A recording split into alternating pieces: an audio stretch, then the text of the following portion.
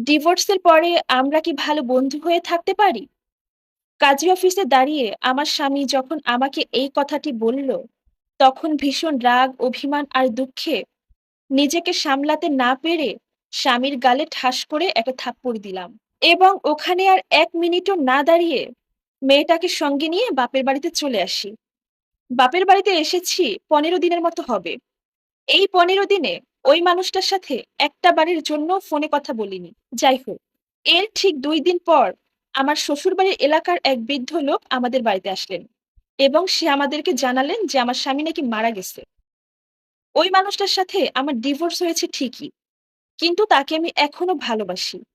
তার মৃত্যুর সংবাদটা শুনে আমার পৃথিবীটা ফাঁকা লাগছিল। মনে হচ্ছিল মাথার উপরে আকাশটাই ভেঙে পড়েছে। বুকের ভেতরে উথাল-পাথাল শুরু হয়ে গিয়েছে।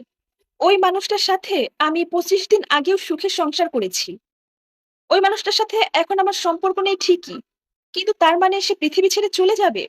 এটা আমি কিছুতেই মেনে নিতে পারছিলাম না। তখন ছুটে আমি আমার শ্বশুরবাড়িতে চলে যাই। ওদের বাসায় ঢুকতে না ঢুকতেই আমার ছোট ননদ আমার হাতে একটা চিঠি ধরিয়ে দিয়ে বলল, "ভাবি, তুমি এসেছো? ভাইয়া তোমাকে এই চিঠিটা দিতে বলেছে।" চিঠিতে লেখা ছিল, "প্রিয়তমা, তোমাকে আমি নিজের থেকেও বেশি ভালোবাসি। তোমাকে নিয়ে সারা জীবন সংসার করতে চেয়েছি। তোমাকে নিয়ে অনেক স্বপ্ন দেখেছি। কিন্তু আমার সেই স্বপ্নটা স্বপ্নই রয়ে গেল। আমি জানি, মাঝে, মাঝেই আমি তোমার সাথে খুব খারাপ ব্যবহার করেছি। গত ২ বছর যাবৎ আমি তোমার নানান কাজে ভুল ধরেছি।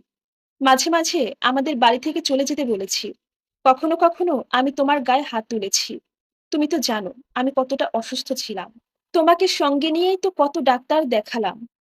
কিন্তু কোনো ডাক্তার আমার কোনো রোগই খুঁজে পায়নি। এরপর এক হুজুরের সন্ধান পেয়ে তার বাড়িতে গেলাম। সেখানে গিয়ে জানতে পারলাম আমার সৎমা আমাকে কালো জাদু করেছে। আমার টাকা-পয়সা, ব্যাংক ব্যালেন্স সবকিছু নিজে ভোগ দখলের জন্য আমাকে কালো জাদু করে মেরে ফেলতে চেয়েছে। আর আমি যখন এই কথাটা জানতে পারি, তখন আমি খুব কষ্ট পেয়েছিলাম। বিশ্বাস করো, নিজেকে বাঁচানোর জন্য অনেক বড়, বড় আলেমদের কাছে গিয়েছিলাম চিকিৎসা করাতে। কিন্তু সবাই একই কথা বলেছেন। বলেছেন, "এটা আর কখনোই সম্ভব না। আমি আর সুস্থ হব না।" কারণ অনেক বছর আগে থেকেই আমার সৎমা আমাকে কালো জাদু করেছেন। তারা আমার শরীরের অবস্থা দেখে বলে দিয়েছে, আমি আর সর্বোচ্চ ১ মাস বাঁচব। এই ১ মাসে আমি আমার সমস্ত টাকা-পয়সা, জমিজমা সবকিছু তোমার নামে করে দিয়েছি। তুমি সেদিন ডিভোর্সের কাগজ ভেবে যেই কাগজে সই করেছ, তুমি এতটাই রেগেছিলে যে একবার পড়ে দেখোনি কাগজে কি লেখা ছিল? ওইটা আসলে একটা উইল ছিল। যেখানে আমি আমার সমস্ত টাকা-পয়সা, বাড়ি-গাড়ি সবকিছু তোমার নামে উইল করে দিয়েছি। আমি কিন্তু তোমাকে ডিভোর্স দেইনি। আর আমার মেয়েটাও বাবাহারা হয়নি। তুমি এই বাড়িতে আসার সাথে, সাথে আমার সৎমাকে বাড়ি থেকে বের করে দিবে। কারণ আমি চাই না ওই মানুষটা আমার মতো তোমার জীবনটাও শেষ করে দিক। আমি চাই না ওই মানুষটা তোমাদের সাথে থাকুক। তোমার কাছে আমার আরেকটা আবদার। তুমি আমার ছোট বোনটাকে একটা ভালো ছেলে দেখে বিয়ে দিয়ে দিবে। আমার বোনটা না খুব ভালো। চিঠিটা পড়তে, পড়তে আমি অঝরে কান্না করছিলাম। আমি একটা বারের জন্যও বুঝিনি ওই মানুষটা আমাকে এতটা ভালোবাসতো। আমি যদি তাকে এখন আমার সামনে পেতাম, তাহলে তার দুটো পা জড়িয়ে ধরে মাফ চাইতাম।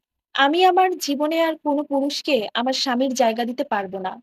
আমার মেয়েটাকে নিয়ে এভাবেই দিন যাপন করব। দেখতে, দেখতে ৩ টা বছর পার হয়ে যায়। আমার মেয়েটা আস্তে, আস্তে অনেক বড় হয়ে যাচ্ছে।